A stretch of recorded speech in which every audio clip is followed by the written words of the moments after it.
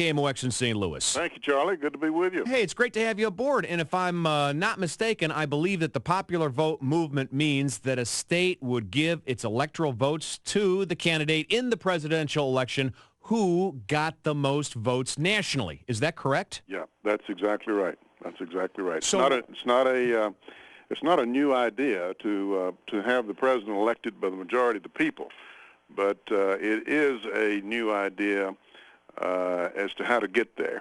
And it has to do with the fact that our founding fathers gave the state legislatures broad discretion as to how to allot their electoral votes.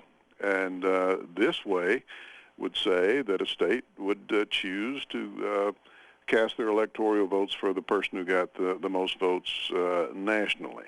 So in Missouri, the electoral votes, I think there are 10, would go to the candidate who, from coast to coast, Maine to Malibu, Senator, got the most votes, which I think would have elected Al Gore in the year 2000. Yes, it would. Yes, it would. We always look at that as Republicans. What we don't look at is that 2004, the shoe was almost on the other foot. Had there been a change of 60,000 votes in Ohio, John Kerry would have been president, even though George Bush would have had about 3 million more votes than John Kerry. So it's happened 4 times in our past. It's came pretty close 4 additional times, and I just think the stakes are getting higher for electing someone who is who does not have the majority of votes cast. We have a hard time teaching our kids that if they're voting for the homecoming queen or the football captain, it's the person that's got the most votes, but not when it elects the president of the United States. And presidents nowadays have so much on them, and we need leadership so badly in this country that it's getting to be, I think, more and more problematic as we look to the future about putting somebody in the White House when somebody else got more votes. Well, what's the reason behind this? You wouldn't be wasting your time unless there was something real critical here. What's the idea? What are you hoping to prevent? I think just what I said. I think just what I said. I don't think that the nation is going to stand or fall on the basis of this. It's something that people have been concerned about for a certain amount of time. We're getting into a situation that's not good, I think, for our country. I mentioned the fact of the needed leadership that we have and the crippling of a person who comes in effect, as a minority president, minority in terms of votes. But our whole process, it's only a handful of states that elect our president.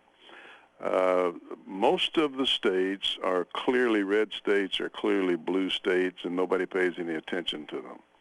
There's only a handful of states that people pay any attention to in terms of campaigning there, in terms of spending money there, and even in terms of the policies of a president after he's elected and looking forward to his next election.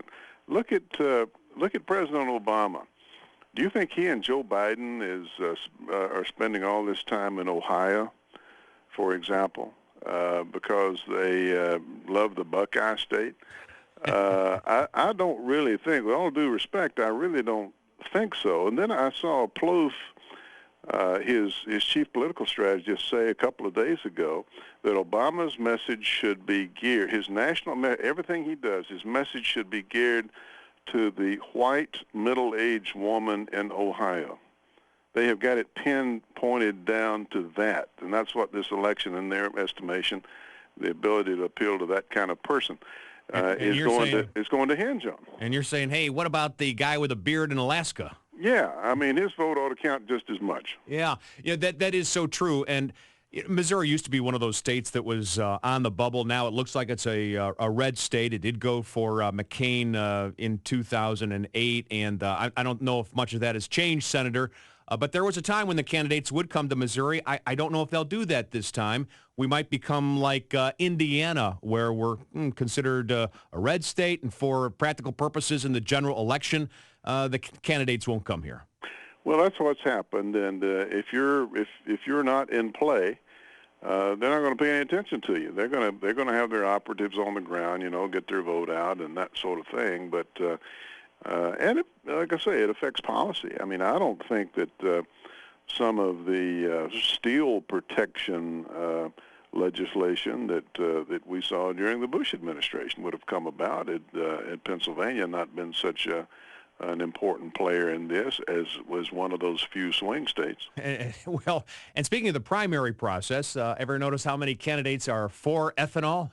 Yeah. When it comes to the Iowa caucuses? Well, actually, that's changing a little. Yes, it is, isn't it? Yeah. Some are not going there at all, and others are going there. I mean, Palenti, for example, are going there and say, I don't go along with this anymore. So I think that's a good sign. Well, maybe that's because, Senator, candidates feel that if they win Iowa, they're going to lose New Hampshire.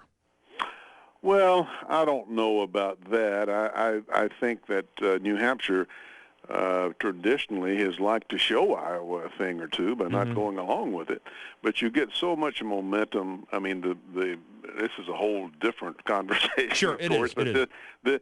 You get so much momentum from that first little handful of votes, caucus votes, on a wintry night cast in the state of Iowa, that it affects your fundraising nationally. It affects the attention, of course, that the media is going to give you, and all of that. So it's more than worth the risk of someone in New Hampshire saying, well, I'll show those Iowans a thing or two, although I think it does happen to a certain extent. Hey, let's get to Dan. Our guest is Senator Fred Thompson, now retired, but he is working behind what's called the National Popular Vote Movement. We have just a couple of minutes with him left on our program. How about you, Dan? What do you think?